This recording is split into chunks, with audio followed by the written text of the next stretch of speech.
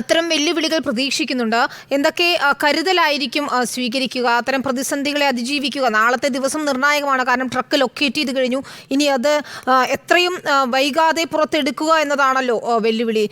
എന്തൊക്കെയായിരിക്കും അതിനുള്ള ഒരു സജ്ജീകരണങ്ങൾ ഒരുക്കിയിരിക്കുന്നത്? ഇന്നിപ്പോൾ റിവർ ബെഡൊക്കെ ഒരുക്കുന്ന ഒരു പ്രവൃത്തി നടന്നുകൊണ്ടിരിക്കുകയാണല്ലോ. അതെ, അതായത് ഇനി വരുന്ന 3 ദിവസം യെല്ലോ അലേർട്ട് എന്നുള്ളതാണ് പറയുന്നത്. അങ്ങനെയെങ്കിൽ അന്തരീക്ഷം പൊതുവെ കലുഷിതമാകുന്ന സാഹചര്യം ഉണ്ടാകില്ല എന്ന് നമ്മൾ പ്രതീക്ഷിക്കുകയാണ്. ഇന്ന് വൈകുന്നേരമൊക്കെ ഉണ്ടായതുപോലെ കനത്ത മഴയും കാറ്റുമൊക്കെ ഉണ്ടായപ്പോഴാണ് ജലനിരപ്പ് ഉയരുകയും നദിയിൽ അത്തരത്തിൽ ഡൈവിങ്ങിന് പോകാൻ കഴിയാത്ത സ്ഥിതിവിശേഷമൊക്കെ സംജാതമാവുകയും ചെയ്തിരിക്കുന്നത്. പക്ഷെ നാളെ അത്തരത്തിൽ അന്തരീക്ഷം മോശമാകാതിരുന്നാൽ തന്നെ പെട്ടെന്ന് തന്നെ സ്കൂബ ഡൈവേഴ്സിന് അടിത്തട്ടിലേക്ക് പോകാനും ആ മേഖലയിൽ ഒന്ന് റീച്ച് ചെയ്യാനും സാധിക്കുന്ന സാഹചര്യം ഒരുങ്ങുമെന്ന് നമ്മൾ പ്രതീക്ഷിക്കുന്നു. അങ്ങനെ സംഭവിക്കുകയാണെങ്കിൽ ഈ ഡ്രോൺ സിസ്റ്റം ഉൾപ്പെടെ എത്തിക്കുന്നതിന് മുൻപ് തന്നെ ഒരു റിസൾട്ടിലേക്ക് പോകാൻ കഴിയുമെന്നുള്ളതാണ്. ഇന്നലെയും ഇന്നും ഒക്കെ നമ്മൾ കണ്ടുള്ളതാണ്.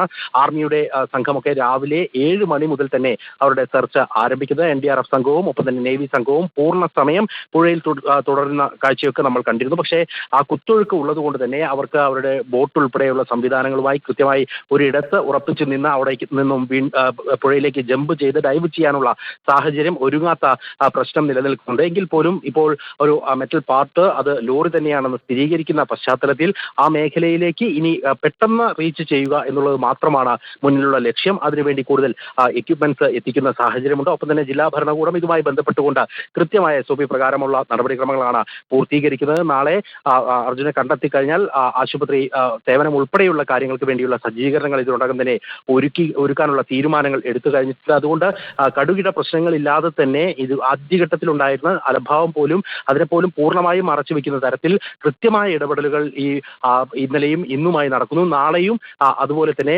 പെട്ടെന്ന് തന്നെ ഈ ഒരു ലോറി പുറത്തേക്ക് എത്തിക്കാനുള്ള ശ്രമങ്ങൾ ഉണ്ടാകുമെന്ന് തന്നെയാണ് നമ്മൾ പ്രതീക്ഷിക്കുന്നത്. ഇത്രയും നാളുകൾ 10 ദിവസമായിട്ട് ഈ മലയാളി ഒന്നടങ്കം കാത്തിരിക്കുന്ന ശുഭസൂചകമായ വാർത്തയിലേക്ക് അത് പര്യവസാനിക്കുമെന്ന് തന്നെ നമ്മൾ പ്രതീക്ഷിക്കുന്നു. അതിനൊതുങ്ങുന്ന തരത്തിലുള്ള അന്തരീക്ഷവും കൂടി സംജാതമാവുകയാണെങ്കിൽ കാര്യങ്ങൾ കുറെ കൂടി എളുപ്പമാകുമെന്നുള്ള അവസ്ഥയിലേക്ക് വരും.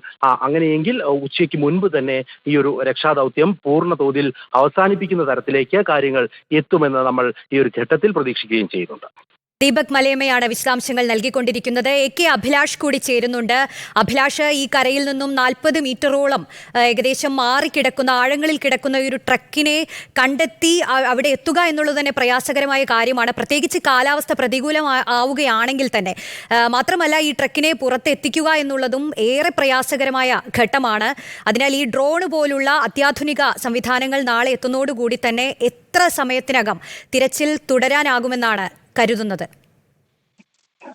രോഷ്നി, ദീപക് സൂചിപ്പിച്ചതുപോലെ തന്നെ കാലാവസ്ഥ ഇന്ന് പ്രതികൂലമായില്ലായിരുന്നെങ്കിൽ ഒരു പക്ഷേ ഇന്ന് വൈകുന്നേരത്തോടു കൂടി തന്നെ പൂർത്തിയാകേണ്ടുന്ന ഒരു ദൗത്യമാണ് നാളേക്ക് നീങ്ങുന്നത്. പ്രധാനമായും ഈ പുഴയ്ക്കടിയിലേക്ക് അടിയൊഴുക്കുകൾ ശക്തമായി നിലനിൽക്കുന്നതോട് കൊണ്ട് തന്നെ സ്കൂബ ഡൈവേഴ്സിന് ഇവിടെ പരിശോധന നടത്താൻ കഴിഞ്ഞില്ല എന്നതാണ് പ്രധാനപ്പെട്ട കാര്യം.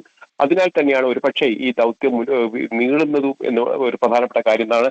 ഏതായാലും ഈ എസ്റ്റിമേറ്റർ അടക്കം എത്തിച്ചതോടുകൂടി തന്നെ ഈ ദൗത്യത്തിന് വലിയ തരത്തിൽ ശക്തി പകരുന്നുണ്ട്. കാരണം ആഴത്തിലുള്ള പരിശോധന പോലും സാധ്യമാവുന്നു. നാളെ റിവർ ബെഡ് അടക്കം സ്ഥാപിച്ചുകൊണ്ട് ആ നിലയിലുള്ള ഒരു പരിശോധന കാര്യക്ഷമമാകും. അതോടൊപ്പം തന്നെ കൂടുതൽ ഉപകരണങ്ങൾ കൂടി എത്തിക്കുന്നതോടുകൂടി ഈ വസ്തുവിന്റെ, അതായത് ഈ ട്രക്കിന്റെ യഥാർത്ഥ സ്ഥാനം പ്രത്യേകം ലൊക്കേറ്റ് ചെയ്യാൻ കഴിയുമെന്നുള്ളതാണ് പ്രധാനപ്പെട്ട വിഷയം.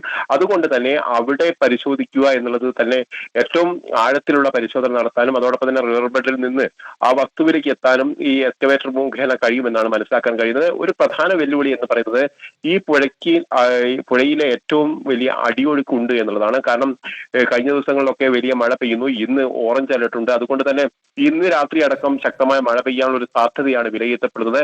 അങ്ങനെയാണെങ്കിൽ പുഴയിൽ ഇറങ്ങിക്കൊണ്ടുള്ള ഒരു ഡൈവ് ചെയ്തുകൊണ്ടുള്ള ഒരു നിരീക്ഷണം സാധ്യമാകാത്ത ഒരു സ്ഥിതിയിലേക്ക് വരും. അതുതന്നെയാണ് ഏറ്റവും പ്രധാനപ്പെട്ട വെല്ലുവിളിയായി നിലനിൽക്കുന്നത്.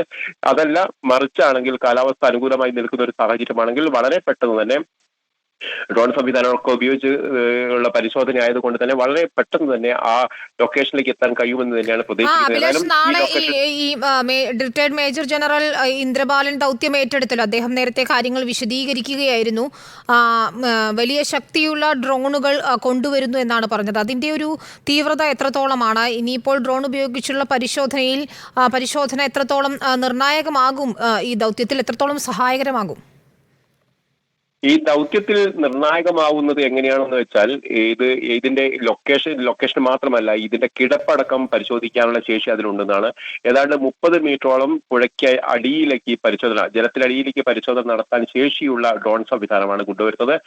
അതിലൂടെ പരിശോധിക്കുമ്പോൾ ഇപ്പോൾ തന്നെ ലൊക്കേറ്റ് ചെയ്തിരിക്കുന്ന ഒരു വസ്തു, അതായത് ഈ ട്രക്കിന്റെ ഇരിപ്പ് എങ്ങനെയാണ് എന്നുള്ളതാണ് പ്രധാനമായി മനസ്സിലാക്കാൻ കഴിയുക. അങ്ങനെയാണെങ്കിൽ അത്തരം വസ്തു ഏതാണ്, പ്രത്യേകിച്ച് 2 പോയിന്റ് ഇപ്പോൾ കണ്ടിട്ടുണ്ട്. ആ പോയിന്റിൽ ലോറി ഏതാണ് എന്ന് വ്യക്തമായി മനസ്സിലാക്കാനും പെട്ടെന്ന് തന്നെ അങ്ങോട്ട് നിരീക്ഷണം വ്യാപിപ്പിക്കാൻ കഴിയും എന്നുള്ളതാണ് ഏറ്റവും പ്രധാനപ്പെട്ട കാര്യം. അത് ഏറ്റവും ഗുണകരമാകുക ഈ സമയത്തിന്റെ കാര്യത്തിൽ തന്നെയാണ്. കാരണം വൈകുന്നേരത്തോടു കൂടി, അതായത് ഉച്ചയ്ക്ക് 3 മണിയോട് കൂടി തന്നെ ശക്തമായ മഴ പെയ്യാനുള്ള സാധ്യതയുണ്ട്. അതിനു മുമ്പായി തന്നെ ഈ നിരീക്ഷണം, അതോടൊപ്പം തന്നെ ട്രക്ക് പുറത്തെത്തിക്കാനുള്ള ശ്രമങ്ങളുമാണ് വേണ്ടിവരിക. അതിന് ഏറ്റവും കൂടുതൽ ഗുണകരമായ ഒരു മാറ്റം കൊണ്ടുവരുന്ന ഒരു സംവിധാനം തന്നെയായിരിക്കും ഈ ഡ്രോൺ സംവിധാനം.